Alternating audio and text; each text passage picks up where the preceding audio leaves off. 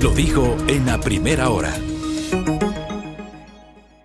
Muy bien, 6:36 en la mañana para cerrar junto a ustedes la presente semana de labores, como siempre.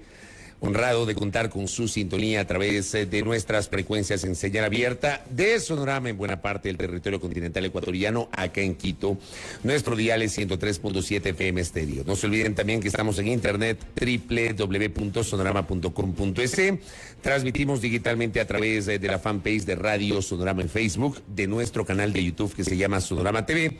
Y a partir de este momento ya empiezo a transmitir a través de mis cuentas personales. Estoy en TikTok. Saludos cordiales a los queridos tiktokeros. Pongan me gusta, por favor, manden regalos y sigan sumándose a la transmisión del comentario sin rodeos a través de mi cuenta personal Fabricio Vela B. Así se llama mi cuenta en TikTok, Fabricio Vela B. Les saludo a quienes ya se conectan. Vea, ya veo, 28 me gustas. Muy bien, muy bien. Así me gusta. Párenle bola a este periodista. E igualmente a la gente que me sigue a través del Instagram, Fabricio-Vela es mi cuenta personal. Buenos días, ahí le vi conectada a la Mauge Molina, Orito Espinosa, buen día, ¿cómo le va? La Pame Velasco, también conectada con nosotros, Valeria San Martín, ahí le veo, ¿no? La foto. Bueno, bienvenidos, buen día.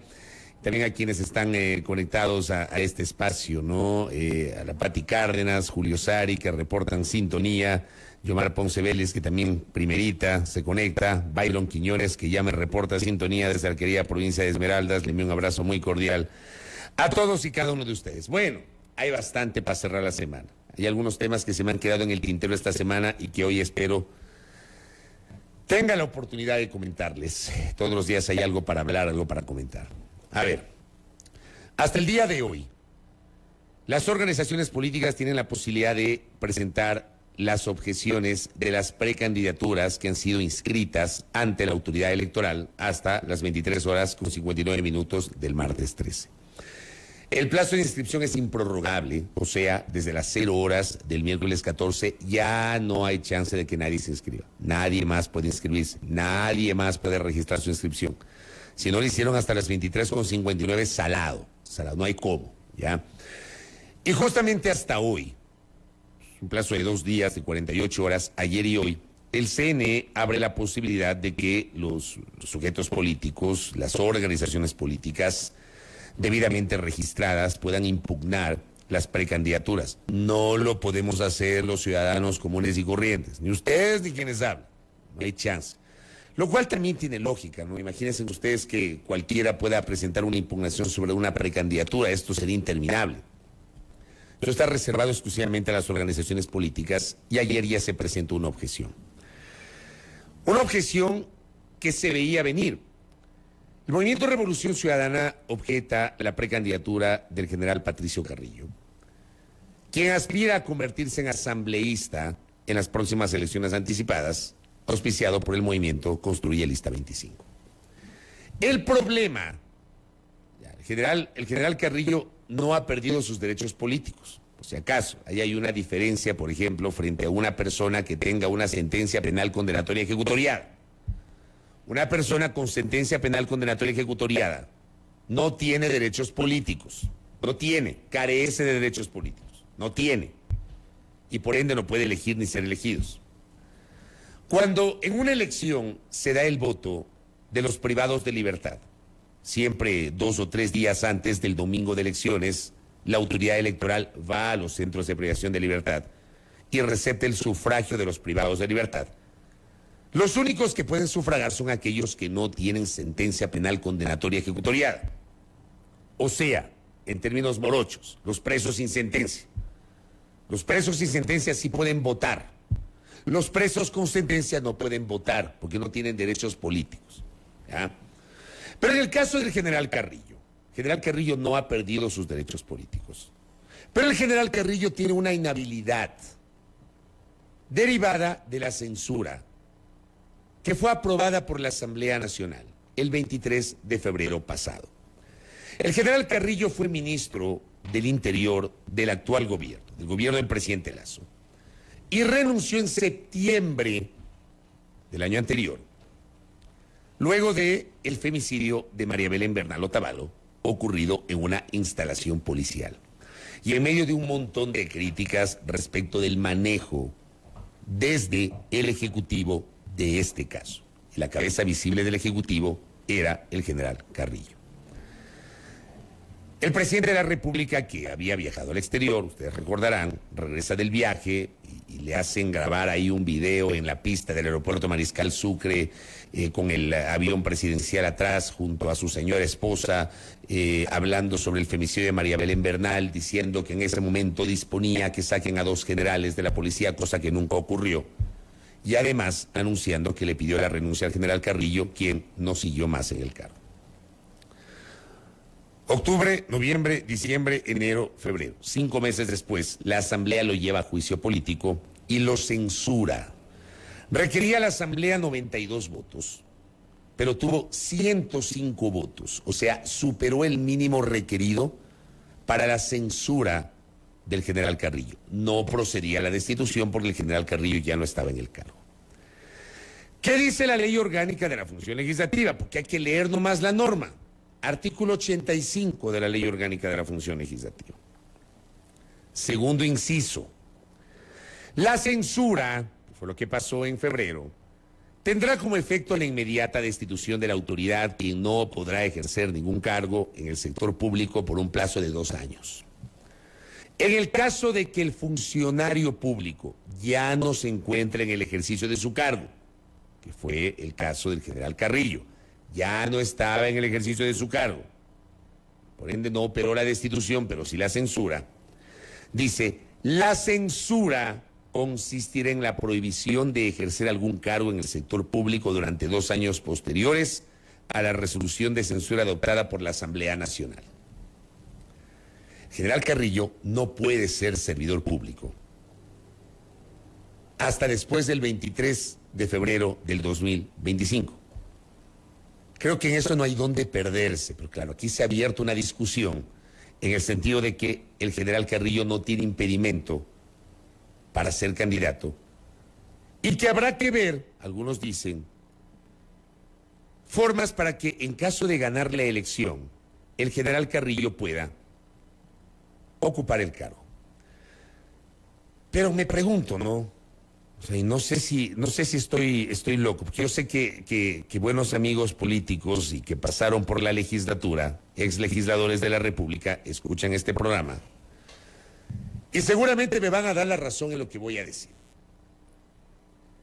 Cuando usted gana una elección, se convierte en presidente, en vicepresidente, en alcalde, en prefecto, en concejal, en miembro de una junta parroquial, en asambleísta, automáticamente se convierte en servidor público y tiene que cumplir con las normas establecidas en la legislación secundaria a la Constitución.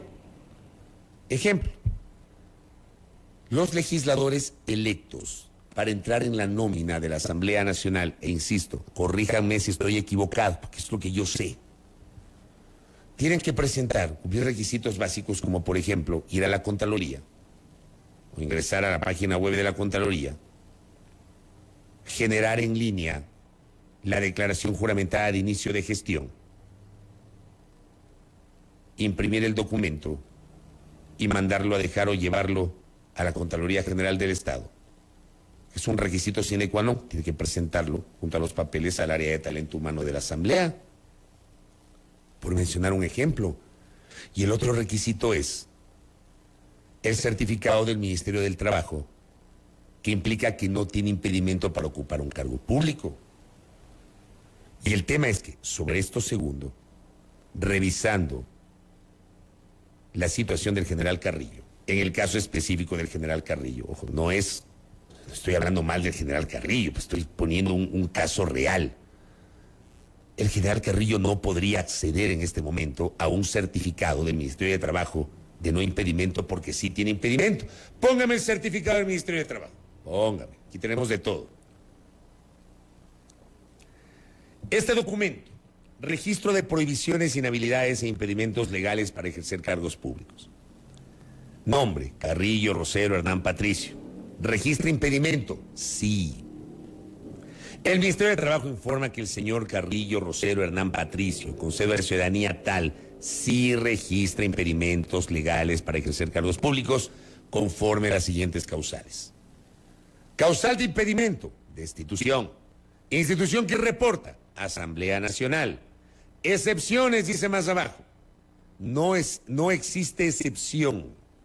La causal de impedimento le inhabilita a acceder a todo cargo, puesto, función o dignidad del sector público. Está clarito. Gracias, don Robert. Entonces yo pregunto, ¿cómo va a ser si llegase a ganar la elección el general Carrillo si no cumple con este requisito? Entonces yo no sé dónde está la discusión. Y alguna gente dice, pero es que habría que ver si se aplica, si son o no servidores públicos. Que yo sepa. O sea, claro, algunos dicen, no son servidores públicos, son dignatarios. Pero entran al servicio público, pues. Así sean servidores o dignatarios de elección popular. El momento que ganan una elección y se sientan en el cargo para el cual fueron elegidos, se convierten en servidores públicos. El problema es que a veces se estira la norma o se pretende estirar la norma interpretándola como les place. Y aquí yo quiero suscribir un comentario o dos comentarios que hizo un ex legislador que sabe de estas materias. El doctor Héctor Muñoz, a quien lo cito, le saludo porque además sé que siempre escucha este espacio. Yo suscribo dos tweets que escribió Héctor. La una dice, no tengo nada personal en contra de Patricio Carrillo, pero es impresentable que sabiendo de su prohibición para ejercer cargo público pretenda ser asambleísta. Puede ser candidato, dice Héctor, pero no podrá posesionarse en el supuesto de salir elegido. Es un acto poco transparente. Lo dice un ex legislador. Estuvo 4 años sentado en una curul, que además es abogado y sabe de estas materias, no se va a inventar semejante cosa. Porque además, también hay una cosa que se llama sentido común, que no todos la tienen, lamentablemente. Y otro comentario que decía Héctor. Si su candidato promociona en la lista de asambleístas a una persona que tiene prohibición legal y como consecuencia no podrá posesionarse en el caso de ser elegido, cambie de candidato. No es transparente y lo están engañando. O sea, si empiezan, imagínense lo que se viene después. Es que es así. Yo no sé si la impugnación prospere. No tengo idea. Porque claro, aquí se va a discutir si puede o no ser candidato. Porque como les decía, el general Carrillo no ha perdido sus derechos políticos, no ha perdido sus derechos de participación, pero tiene una prohibición, tiene una inhabilidad para ocupar un cargo público. Entonces, pues podría ser candidato.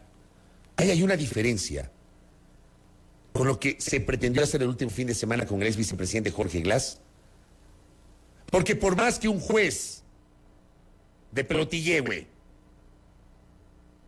le haya restituido los derechos políticos inconstitucionalmente, el ingeniero Glass no podía ser candidato.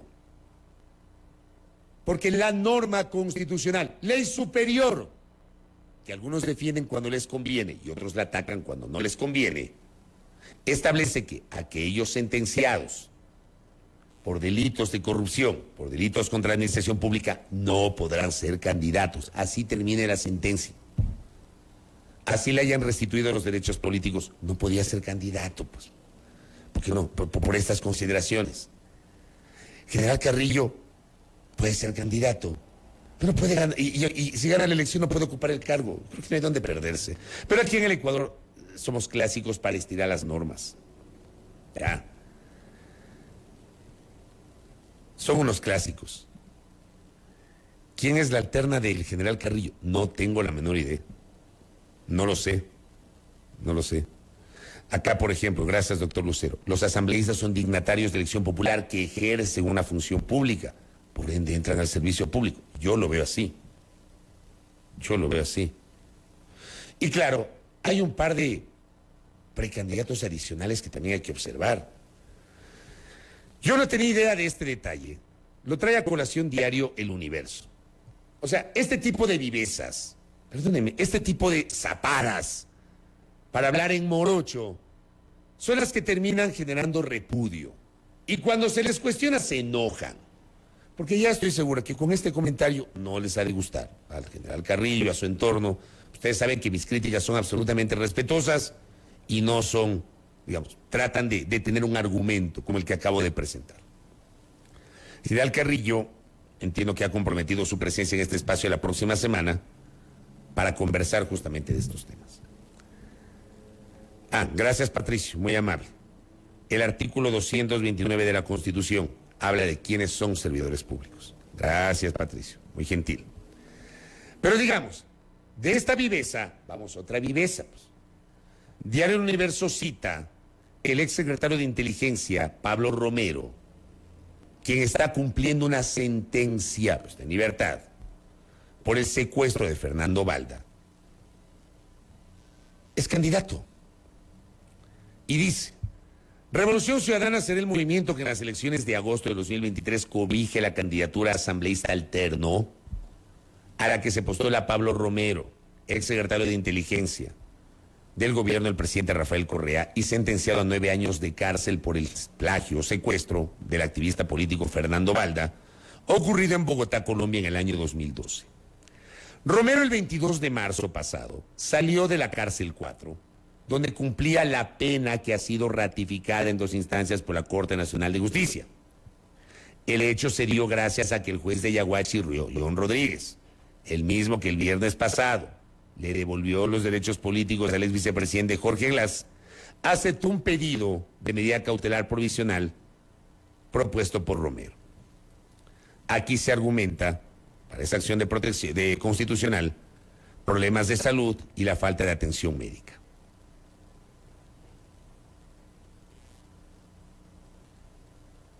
El tema es el siguiente. La salida de prisión de Pablo Romero se da. Pablo Romero está en libertad en este momento, está cumpliendo la sentencia. Se dio a 3 años y 1 mes de que fue ingresado a un centro de liberación de libertad en el Ecuador. Pablo Romero todavía está cumpliendo la sentencia. Al igual que Jorge Glass. Y al igual en su momento que Galo Lara. Porque las cosas hay que llamarlas por su nombre.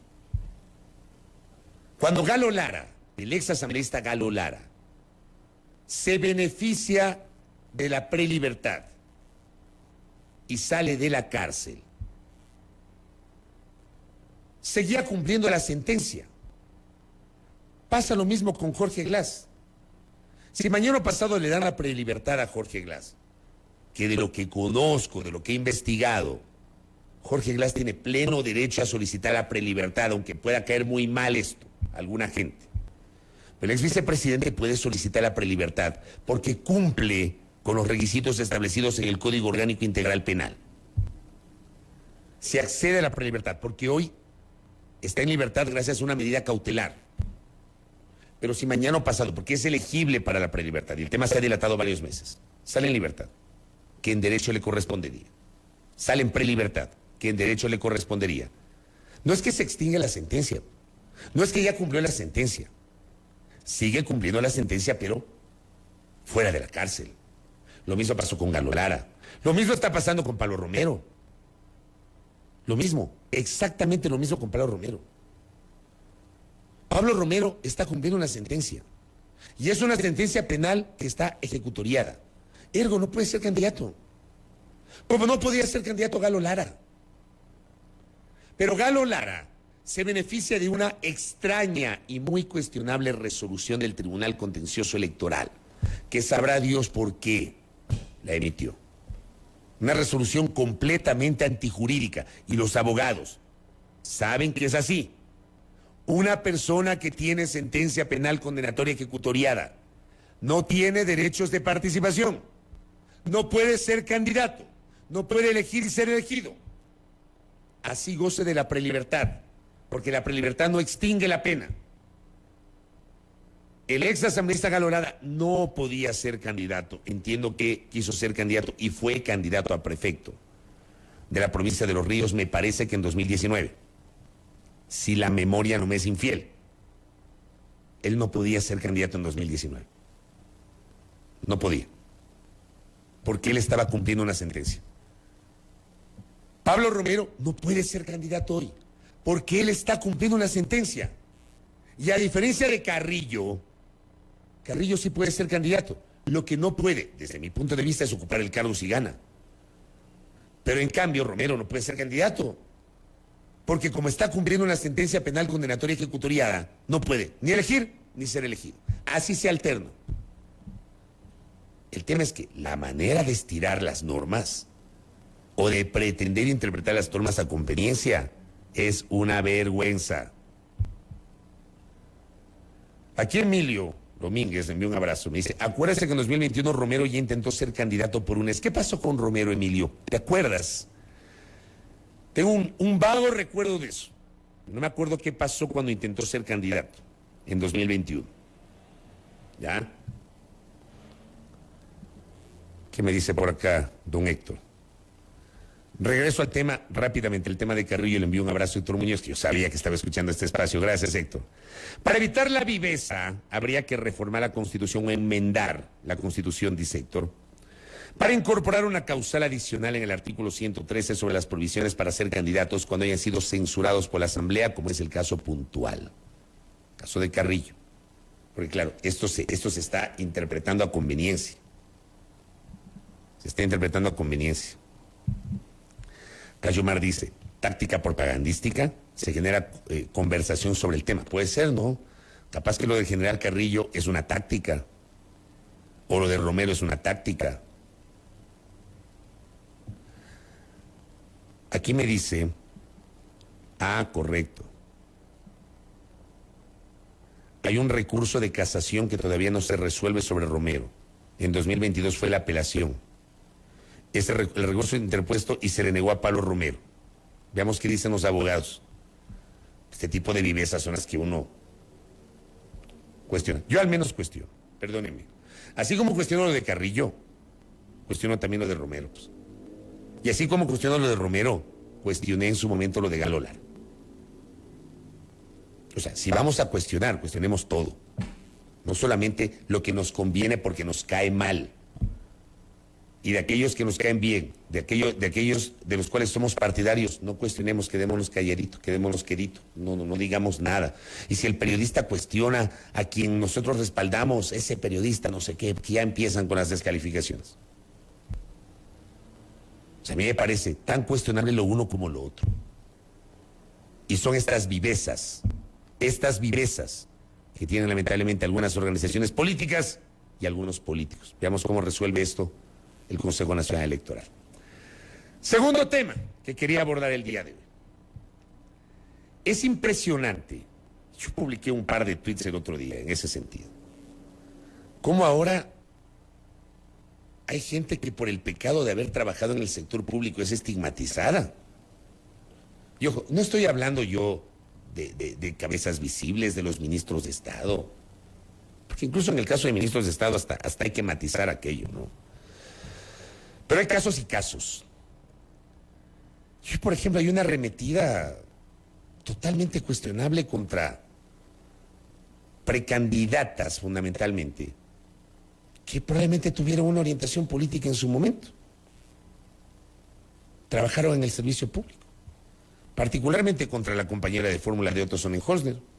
Póngame la nota de Expreso, por favor. Póngame la nota de Expreso. Vean el titular, con todo cariño para los colegas de Expreso. Yo no sé cuándo se va a acabar este debate.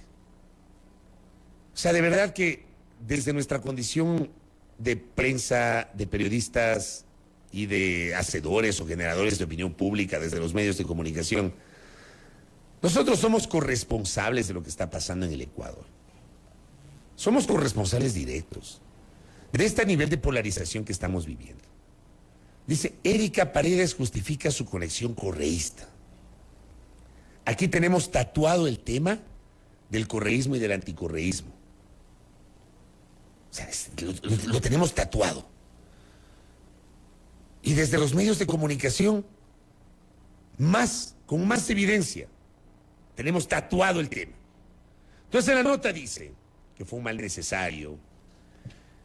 Bueno, ahí se habla de las críticas recibidas por Erika Paredes. Dice que Paredes estuvo en la presidencia de la República entre 2014 y 2016, en el régimen de Correa. Inició como coordinadora general de asuntos internacionales y protocolar, luego fue asesora y finalmente volvió a la coordinación de asuntos extranjeros. Noten los cargos.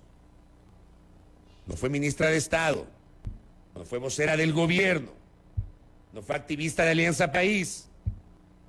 La señora Paredes fue coordinadora general de asuntos internacionales y protocolar, asesora y finalmente coordinadora de asuntos extranjeros. Yo pregunto si eso, el haber ocupado este tipo de cargos, que son cargos de un nivel inferior y que no son cargos políticos, eso también hay que analizar.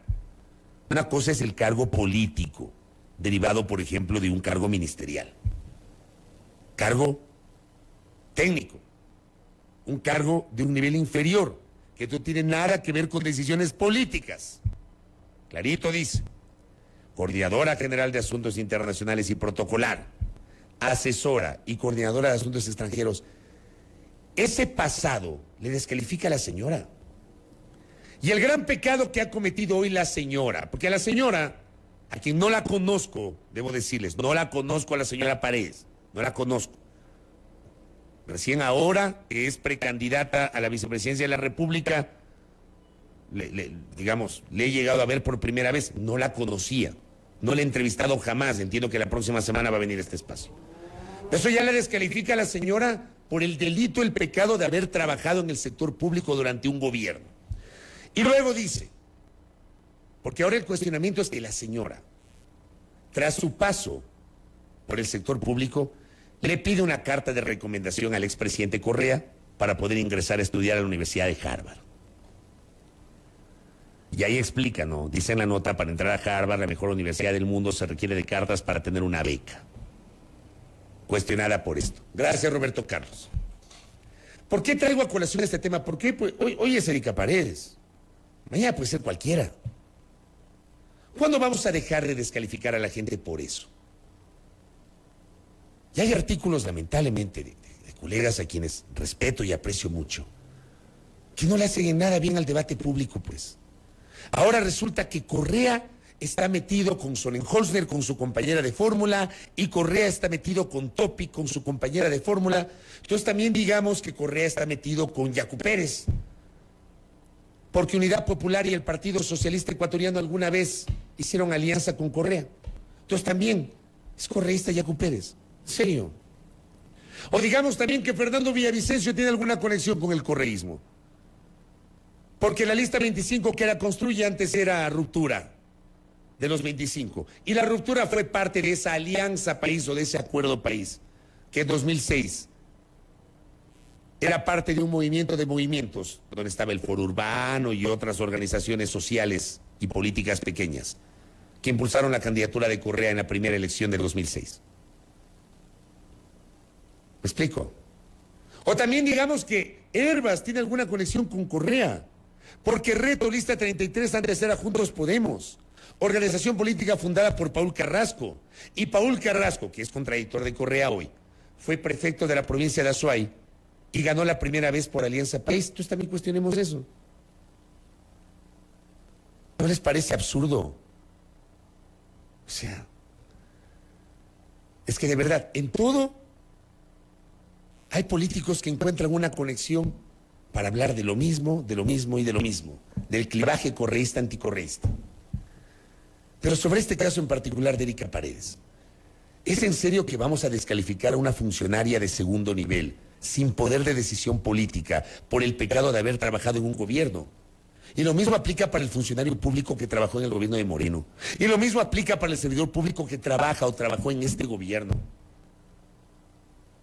Yo decía el otro día, en otro espacio, un joven que hoy tiene 30 años, un joven que tiene 30 años al día de hoy, que tal vez se graduó a los 21 años de la universidad y entró a trabajar al servicio público, hace 9 años, entró a trabajar al servicio público, a un cargo de segundo o tercer nivel. Puede ser una asesoría, puede ser una coordinación, puede ser una dirección, o simplemente puede ser un puesto un poco más bajo. Automáticamente lo hace correísta porque trabajó en el sector público en el gobierno de Correa. ¿Es en serio? O si trabajó hace 4 años o hace 5 años, lo hace morenista.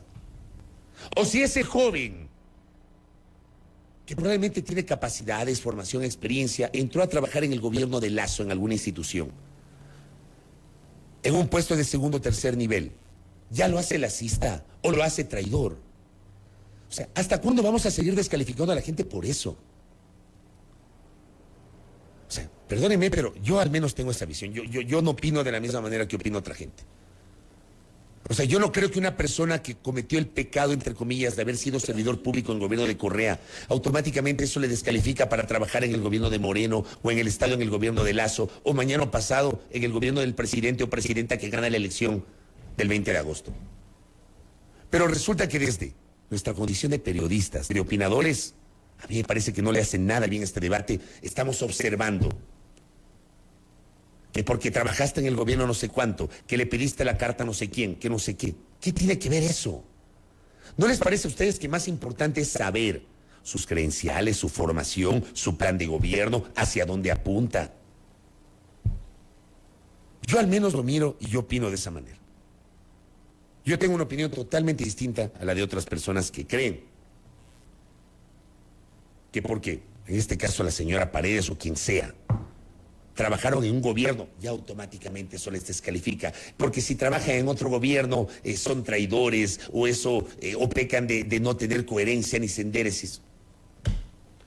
Una cosa es que cojas la bandera de un partido político en una campaña y arengues por un líder político y seas públicamente un hacedor de temas políticos y a los 2 o 3 años resulta que apareces con otra bandera.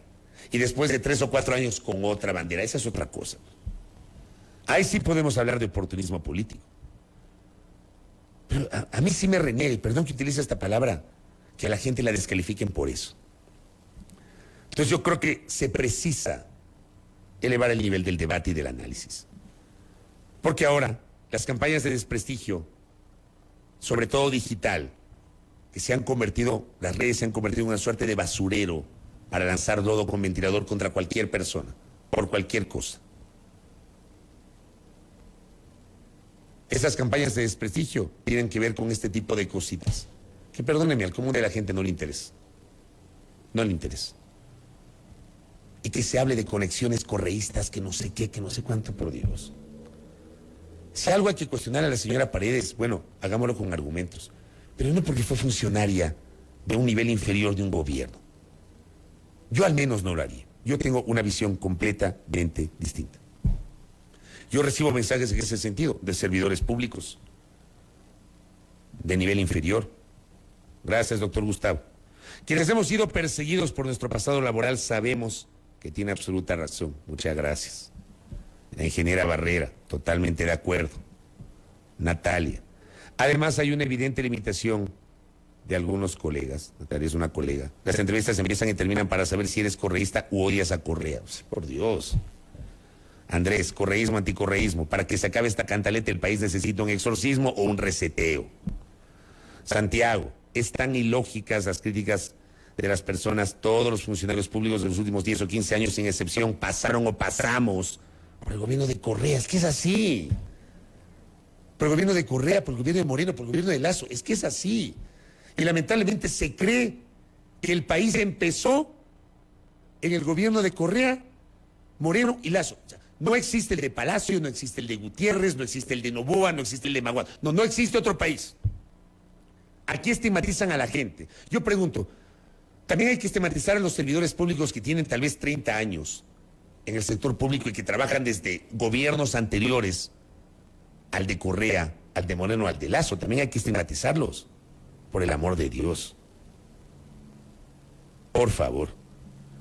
O sea, pongámosle un poquito de, no sé, pues, pongámonos un poquito de paños fríos en la cabeza. De verdad, y esto es para todos. 7:10. Cierro el comentario. Vamos a hablar tras la pausa. Vamos a tener una entrevista interesantísima, ya que hablamos de estos clivajes. Vamos a ver cómo se ubican los candidatos. Ya, algunos que reniegan de la parte ideológica. Lo vamos a conocer más adelante. Primera plana. Todas las noticias, todas las voces.